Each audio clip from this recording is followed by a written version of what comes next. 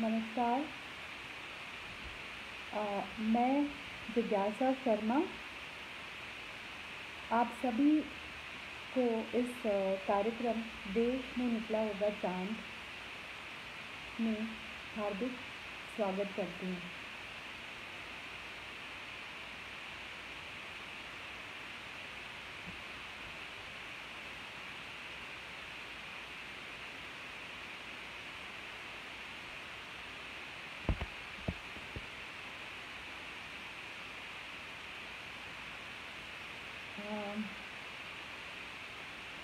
उम्मीद है कि आप सब लोग मुझसे जुड़ रहे होंगे, मुझे लाइव देख रहे होंगे। आप सब लोगों का हार्दिक स्वागत है।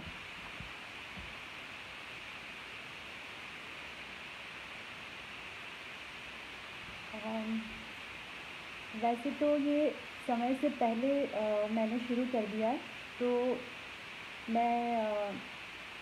मुझे लगता है मुझे 5 मिनट इंतज़ार करना चाहिए बिफोर इससे पहले कि मैं स्टार्ट करूं।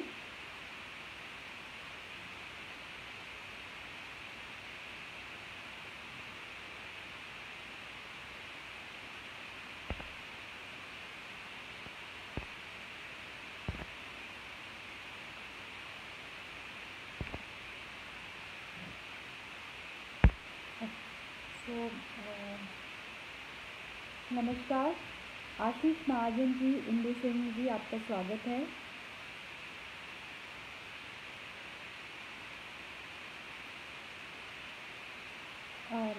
मैं इस कार्यक्रम को आरंभ करना चाहूँगी।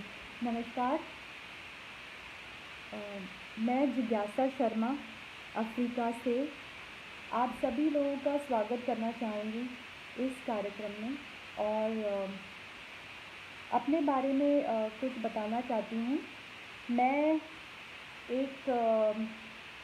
मैंने वैसे एजुकेशन में मैंने engineering in electronics and communication किया है, और मैंने मास्टर्स इन एजुकेशन टेक्नोलॉजी किया है। और इसके अलावा मैं एक एजुकेशनिस्ट रही हूँ, और फ़िलहाल मैं कई सारे NGOs के साथ जुड़ी हुई हूँ। NGOs के साथ मैंने काफ़ी सोशल वर्क किया है। नमस्कार आशीष महाजन जी, आपका स्वागत है। और साहित्यिक रुचि के बारे में बताना चाहूँगी कि मैं बचपन से ही वैसे तो लिखा करती थी कविताएं और लघु कथाएं, लेकिन इसका कारण ये है कि मैं एक साहित्यिक परिवार से हूँ। मेरे नानू सा जो हैं वो बहुत बड़े कवि रह चुके हैं, मालवा के श्री गिरिवर सिंह भंवर, और उनकी सुपुत्री यानी कि मेरी माँ, वो खुद भी बहुत बड़ी साहित्यकार हैं, डॉक्टर भंवर छाया मालविया। तो मैं अपने साहित्य में रुचि का श्रेय उनको देना चाहूँगी सर्वप्रथम। लेकिन यहाँ पर वैसे तो मैं बचपन से ही लिख रही थी, पर उस प्रतिभा को मुखर करने का अवसर मुझे साहित्य वारिधि ग्रुप से मिला है, और इसलिए मैं डॉक्टर मीनू पांडे जी को बहुत बहुत धन्यवाद देना चाहूँगी। उनकी मैं बहुत आभारी हूँ कि उन्होंने हर एक उभरते हुए साहित्यकार को इस मंच पर अवसर प्रदान किया, और मैं उनका हार्दिक अभिनंदन करती हूँ इसलिए, एवं शुभकामना देती हूँ कि उनके प्रयास बहुत ऊंचाई तक पहुँचे। ये मेरी शुभकामना है। तो महेंद्र सिंह ठाकुर मामा साहब, नमस्कार। इरफान कुरैशी जी, आपको भी बहुत बहुत नमस्कार। छाया मालविया जी, बहुत धन्यवाद ये कार्यक्रम देखने के लिए। तो लीजिए, एक्चुअली ये जो नाम है इस कार्यक्रम का, देश में निकला होगा चाँद, ये खुद ही इतना टाइटल इतना सुंदर है इसका कि मैंने इसी के बारे में कुछ पंक्तियाँ लिखी हैं, तो वो मैं पेश करना चाहूँगी आपके सामने। तो कविता का नाम है देश में आज चाँद निकला तो होगा।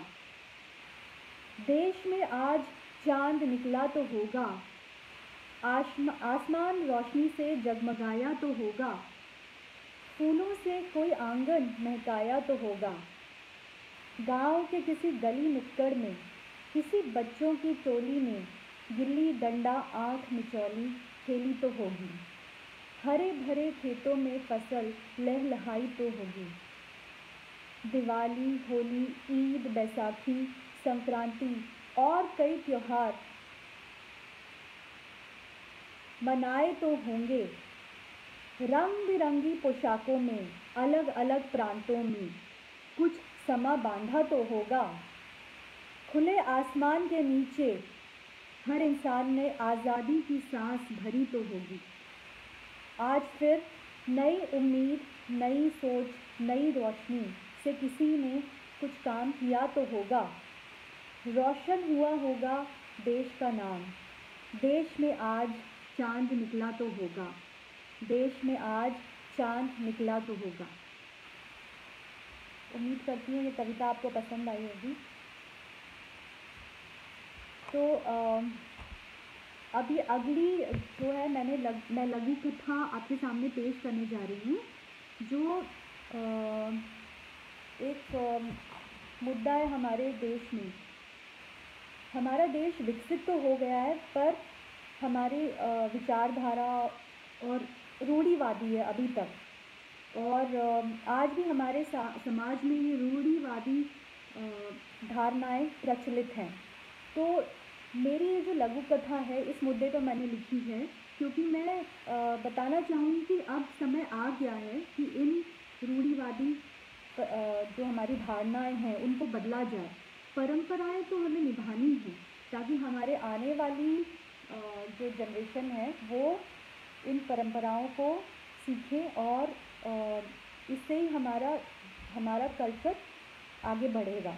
लेकिन ये जो रूढ़िवादी धारणाएं हैं उनको तो बदलने का समय आ गया है। तो लीजिए मेरी लघु कथा पेश है, जिसका नाम है नई सोच नया कदम। धन्यवाद छाया मालविया जी। कविता शीला जी के यहाँ गई तो शीला जी बोली, कविता, अरे सुना है बेटी के घर जा रही हो अमेरिका? कविता बोली, अब शादी को 3 साल हो गए, वो एक बार भी बोली, शीला जी, लड़की के घर का दाना पानी तो माता पिता को नहीं सुहाता है, और तुम तो पूरे 1 साल के लिए जा रही हो वहाँ। ये सुन के कविता काफ़ी विचलित हो गई कि अंदर जैसे हजारों बम फूट रहे हैं। लोगों की इस तरह की बातें सुन के ही तो उसने नेहा को कई बार पहले भी मना कर दिया था। अब कविता ज़्यादा देर वहाँ रुक ना सकी। झट से उसको नमस्कार करके घर लौट आई। घर आते ही उसने विनय को ये बात बताई। विनय उनकी पत्नी। विनय बोले, अरे ये सब तो पुरानी दकियानूसी बातें हैं, इनसे हमें क्या मतलब, हमें तो बस अपनी बेटी से मतलब है। भाई मैं तो अब उससे मिले बिना रह नहीं सकता। कविता और विनय की इकलौती बेटी थी नेहा, उससे बहुत प्यार करते थे वो। धन्यवाद महेंद्र मामा साहब, धन्यवाद। जिसकी हर पर वे दौड़ पड़ते, अब उसी से दूर होने। अमेरिका में शादी का रिश्ता आया तब भी वह काफ़ी विचलित थे, पर अच्छा वर होने की वजह से शादी कर दी। और बस तब से कान बस एक ही आवाज़ सुनना चाहते थे, फ़ोन की घंटी। और उधर से अगर नेहा की आवाज़ आ जाए तो बस कविता विनय का तो दिन ही बन जाता था। रिटायरमेंट के बाद वैसे भी विनय अब घर पर ही रहते थे, बूढ़े हो चले थे, इस वजह से आँखों से दिखना भी कम हो गया था।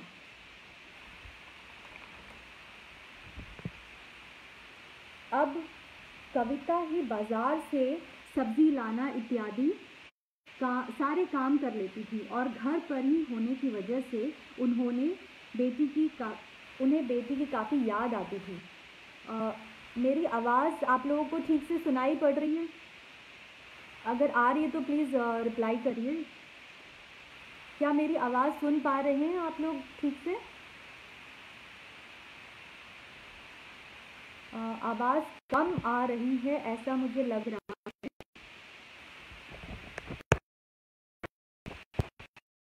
तो संगीता सिंघानिया जी, बहुत बहुत धन्यवाद मेरे लाइव सेशन में आने के लिए। सत्यनारायण शर्मा जी, आपका स्वागत है। अभी लोगों के तानों की वजह से अभी तक उनकी बेटी के पास जाना वे टालते रहे। अभी भी मन में ये द्वंद्व चल रहा था कि तभी फ़ोन की घंटी बजी। कविता के मन में जैसे खुशी की लहर दौड़ पड़ी। उसने झट से फ़ोन उठाया और नेहा की आवाज़ सुनते ही उनकी खुशी का ठिकाना न रहा। हेलो मम्मा, कैसे हैं आप लोग? कविता बोली। नेहा, बहुत अच्छा लग रहा है तुम्हारी आवाज़ सुन के। फिर नेहा सीधे मुद्दे पर आई। माँ, मैंने 10 दिसंबर की टिकट करा दी है, अब आपका कोई बहाना नहीं चलेगा। कविता के उत्साह में वृद्धि हुई और कविता और विनय ने अपनी सोच बदली और उन्होंने वहाँ जाने का फैसला कर लिया। कविता और विनय बस अब 10 दिसंबर की तैयारी में लग गए। तो ये थी मेरी लघु कथा जिसका शीर्षक था नई सोच नया कदम। आवाज़ कम आ रही है तो अब मैं कोशिश करती हूँ। आई होप अब आवाज़ ठीक से आ रही है। अब आ रही है आवाज़ ठीक से? अगर आ रही है तो प्लीज़ मुझे बताएं।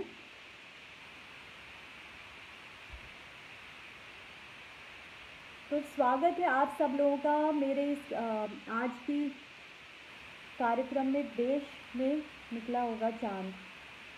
और अभी तक मैंने जो है एक कविता सुनाई है जिसका शीर्षक था देश में आज चांद निकला तो होगा, और एक लघु कथा जिसका शीर्षक है नई सोच नया कदम। अब जो है मैं तो मेरी लघु कथा के बारे में आप सब जानते हैं कि मैंने जो अभी लघु कथा बोली है उसमें मैंने रूढ़िवादी जो हमारी धारणा है उसको बदलने के लिए ये लघु कथा के माध्यम से मैं ये कहना चाहती थी कि अब समय आ गया है कि हम वो प्रथाओं को बदलें, रूढ़ी बदलें, अपनी परंपराओं को बदलने के लिए नहीं।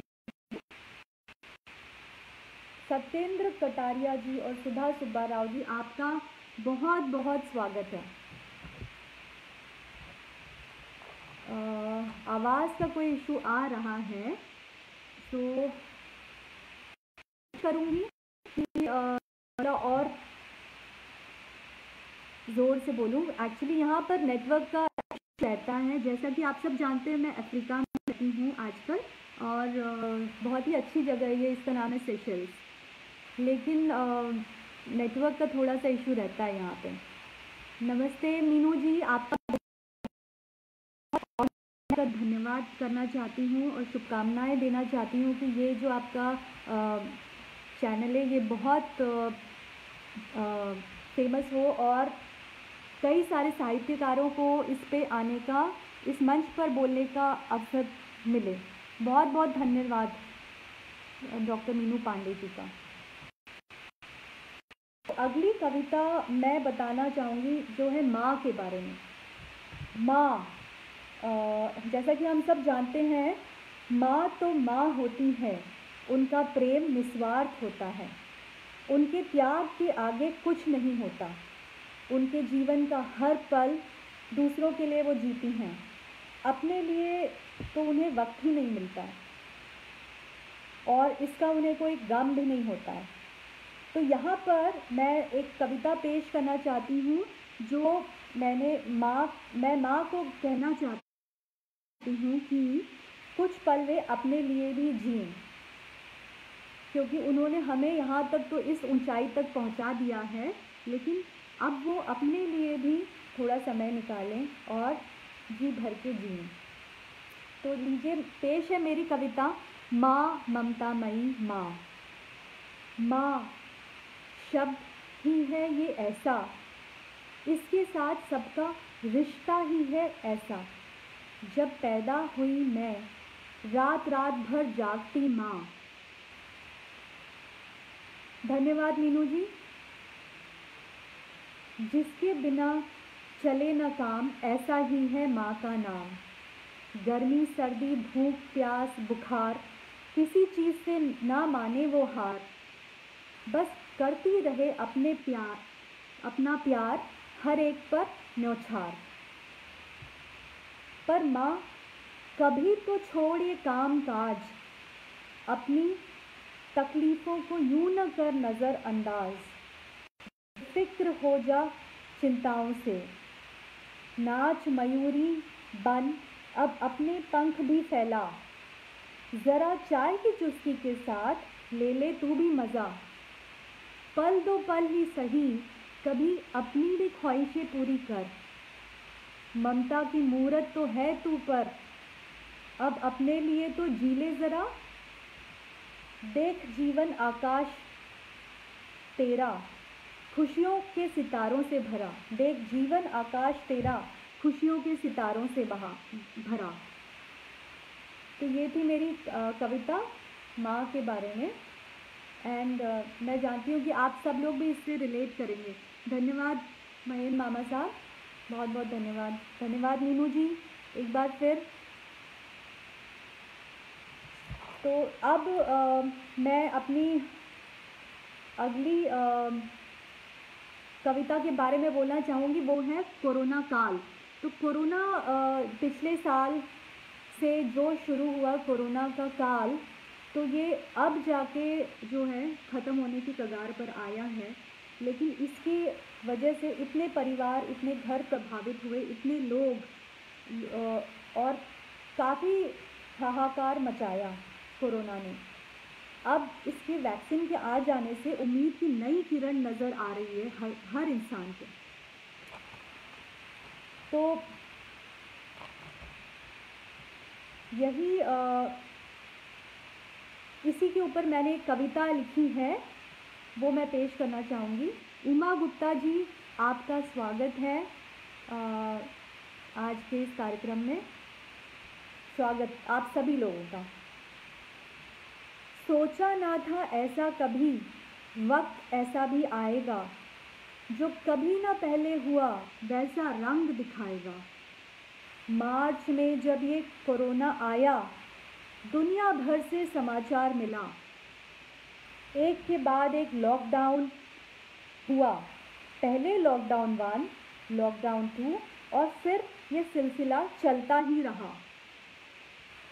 लगा ऐसे कि जैसे थम जाएगा ये तूफान, पर सोचा ना था ये कभी हिल जाएगी धरती, फट जाएगा आसमान। चारों ओर हाहाकार मची, मिलने जुलने पर भी रोक लगी। जहाँ बसती थी किलकारियाँ, मातम का शोक भी मनाया न गया। दूर हुए अपने अपनों से, अंतिम दर्शन भी कर न सके। वक्त ठहर सा गया, जिंदगी रुक सी गई। महामारी ऐसी जो रुके ना रुके, हाथ मिलाने से भी ये रोग बढ़े। जिसने छीका भीड़ में, घायल किया उसे नज़रों के तीर में। बीमार होना तो हो गया जैसे पाप, कोरोना नहीं है ये, है सबका बाप। उम्मीद की अब किरण नज़र है आई, पूरे 1 साल तक जब मचाई है तबाही। वैक्सीन नहीं वरदान है ये, पीड़ितों के लिए जीवन दान है ये। अब न कोई बदली छाए, हर इंसान आज़ादी से रह पाए, हर इंसान आज़ादी से रह पाए। डॉक्टर दिनेश ललकर जी, आपका बहुत बहुत स्वागत है इस कार्यक्रम में। आपका धन्यवाद करना चाहूँगी, आप सब लोग उपस्थित हैं मेरे लाइव प्रोग्राम में। अब जो है एक लघु कथा मैंने लिखी है जिसका शीर्षक है देशभक्ति। तो ये मेरी मासी साहब सुषमा भट्ट जी, आपका बहुत बहुत स्वागत है इस कार्यक्रम में। आप सभी दर्शकों का बहुत बहुत स्वागत है।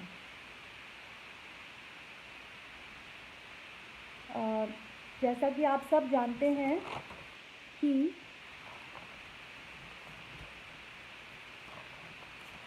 सैनिक जो है, देश के सैनिक अपने देश को सर्वप्रिय मानते हैं।